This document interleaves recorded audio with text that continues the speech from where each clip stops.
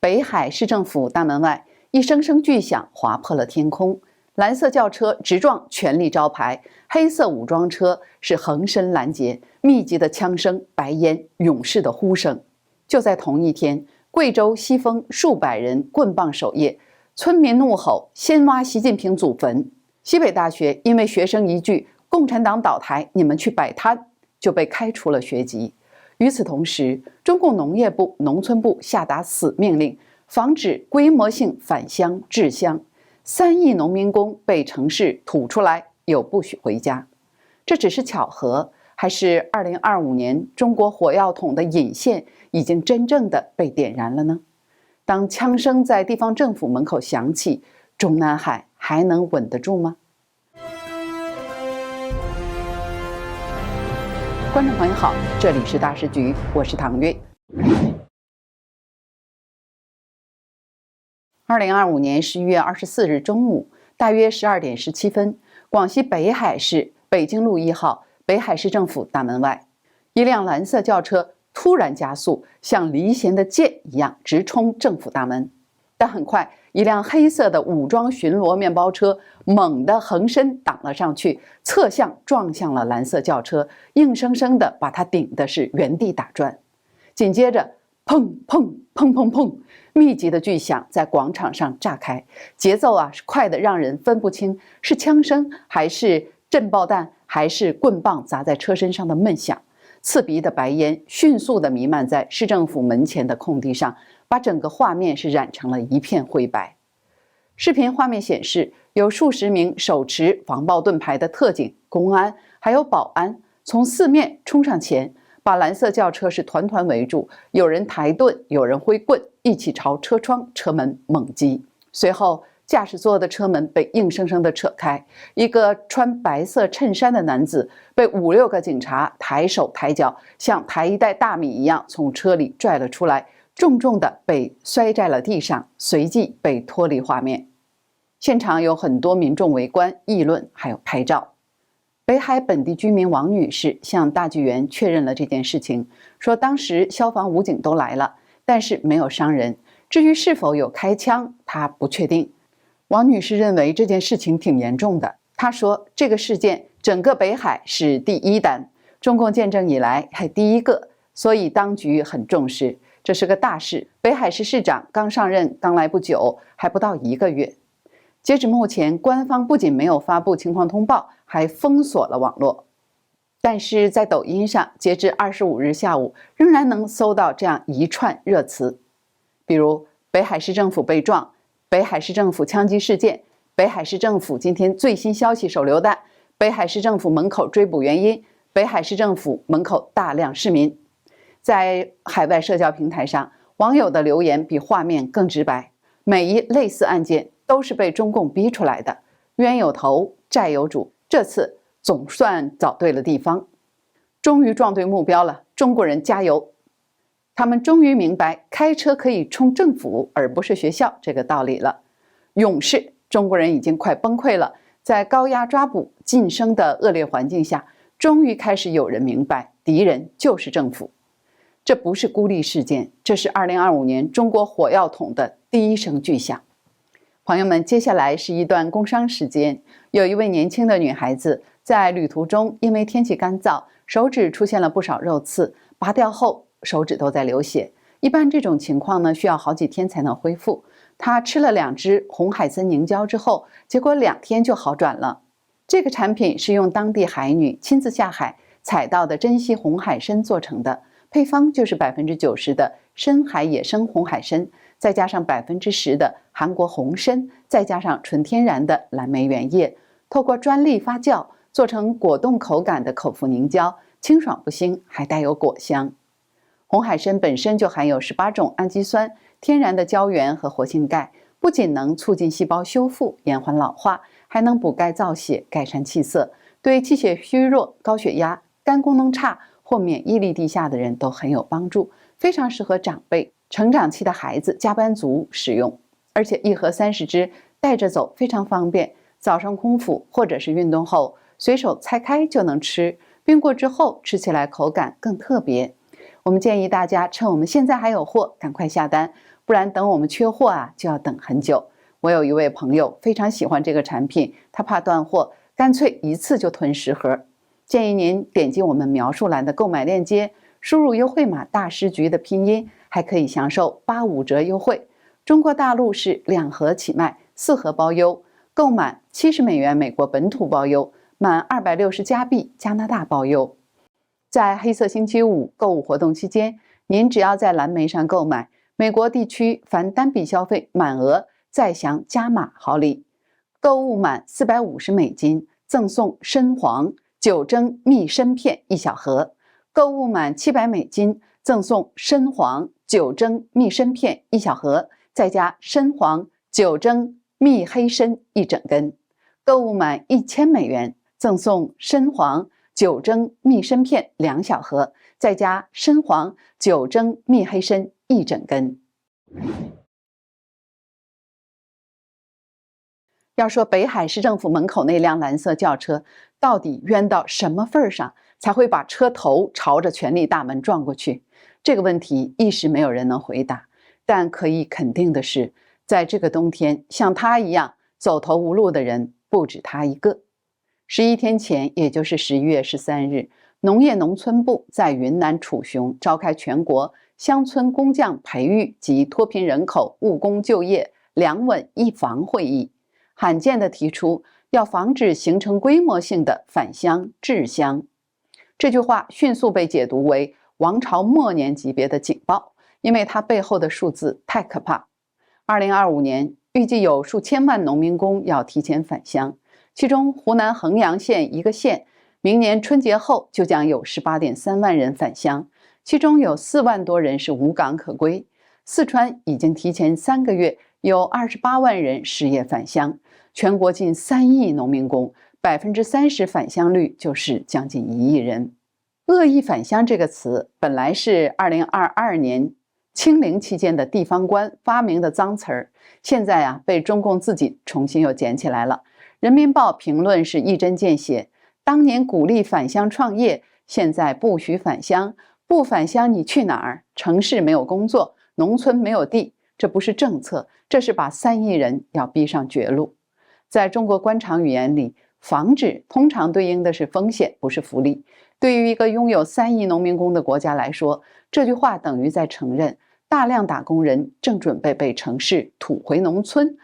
还很可能长期待在那里。其实，中共真正害怕的不是返乡，而是规模性。换句话说，他害怕的不是个别回家的打工者，而是一整批带着怨气、经验，甚至有着反抗意识的返乡人。这些人有几个共同的特点：在城市见过世面，知道自己被怎么坑，手上可能还有被拖欠的工资、烂尾楼、被骗的投资。回到村里，才从父母、乡亲口中听说哪个村官侵吞了补贴，谁强拆了谁家的房，很多人既失地又失业，还看不到未来。那么问题来了，如果城里不再要他们，农村也接不住他们，而中共又在防范他们集体回家，那这些人到底该去哪里？这股被挤来挤去的力量，最后会撞向哪里呢？2025年11月，中国到处都是火药味儿。11月22号，贵州贵阳市西丰县石洞镇爆发了2起农民示威事件，原因是当地突然全面启动强制火葬，不管你是刚去世的还是已经下葬多年的，死者一律要挖出来烧掉。村民说，这不是防疫，也不是节约用地，这就是赤裸裸的拿死人捞钱。火化费1万起，骨灰盒再加几千，农村又没有公墓，烧完还得自己买棺材偷偷土葬，民怨瞬间炸裂。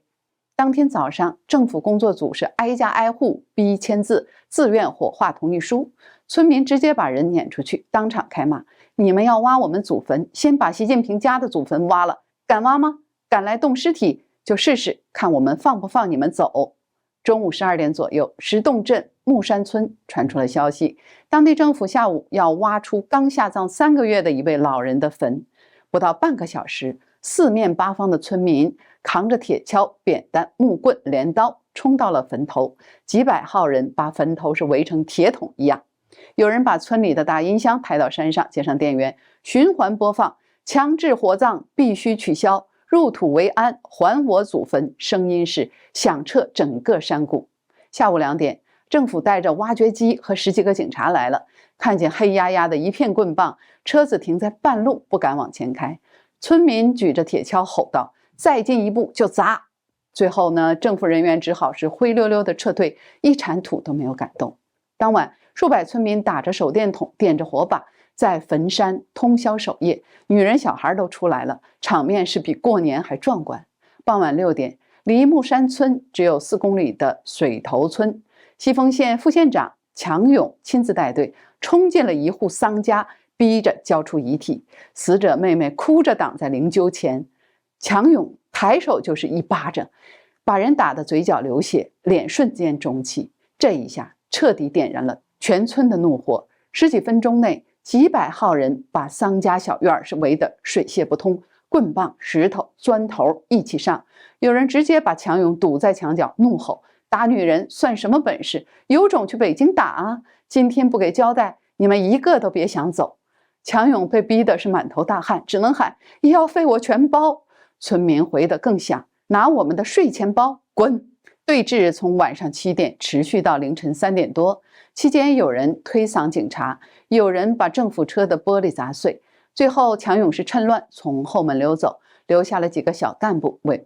被围到天亮才放行。两村的事目前还在继续发酵，周边乡镇的村民也已经在微信群里串联：“西丰再敢挖一锹土，我们全部过去。”县里连夜从贵阳调了武警进镇，但消息被封得死死的。海外流出的视频里，村民那句怒吼：“先把习近平家的祖坟挖了！”这句话成了2025年冬天中国农村最刚烈、最响亮的反击。2025年11月21日下午，陕西西安西北大学长安校区一纸开除学籍决定书悄无声息地在校内微信群传开，主角是2023级一名物理学系本科生，仅因为在课堂上几句不信共产主义的话，就遭到学校开除。这不是沽名，而是2025年中国高校反共声浪的冰山一角。00后、05后不再低头，思政课变战场，举报成常态，开除如家常。事情发生在去年9月，政治理论课上，教师讲到马克思主义核心，这个学生突然站起来说：“我不相信马克思主义，也不拥护中国共产党领导。”教室瞬间鸦雀无声，同学是面面相觑，教师是脸色铁青。校方迅速反应，留校查看，决定书上写得清清楚楚，公然违反4项基本原则。然而观察期内，这名学生没收口，继续在课程 QQ 群里发言，课堂上发言更直接。今年9月16号，在习近平新时代中国特色社会主义思想概论课上，教师抛出问题：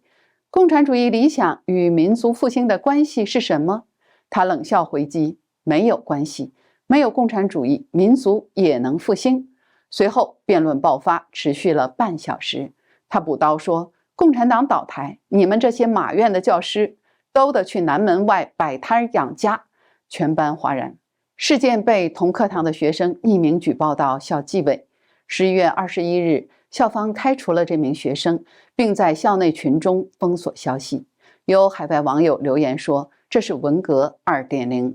其实这并不是一个孤立，也并不是首例。去年8月27号，另一堂马列课上也传出了学生同样的怒吼。同样是西北大学的马克思主义原理课，又一学生炸场。视频中，一名学生气愤地说：“我不是共产党，我不相信共产主义，我也不喜欢叉叉的共产党。关键是你叉叉的让我学这些叉叉理论的我很烦。”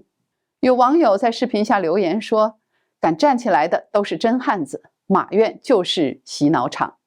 ”2025年，反共声浪从课堂传出，预示着高校火药桶点燃。当共产党倒台成年轻人口中的金句时，寒蝉不止，风暴将至。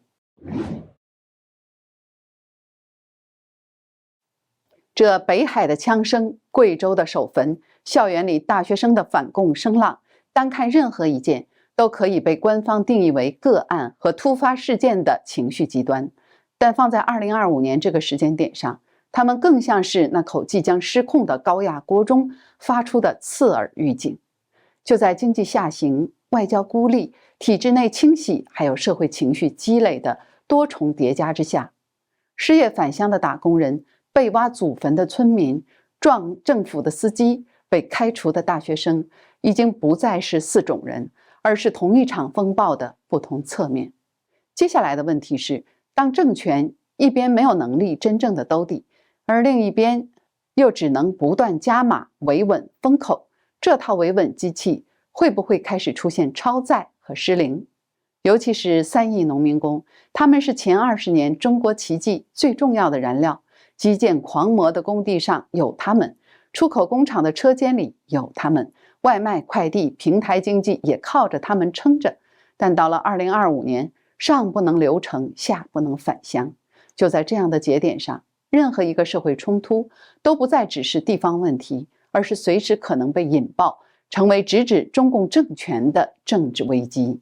如果让我们把镜头从2025年拉远到历史，您会发现今天的中国的某些场景和明朝末年的局势有着惊人的重叠。就在明朝末年，土地兼并愈演愈烈，大量农民在饥荒与剥削中失去生路，被迫流离失所。这些流民最终成群回到家乡后，发现乡土早已无法容纳他们，情绪与饥饿叠加，最终汇成了李自成大军攻入北京的浪潮。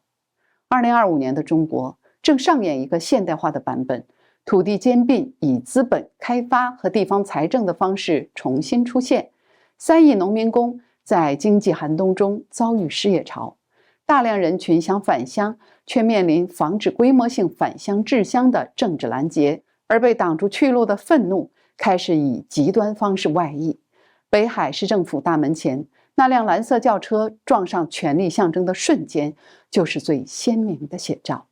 当年中共靠农民起义上台，今天最怕的就是农民再来一次。这里是大时局，感谢您的陪伴与思考，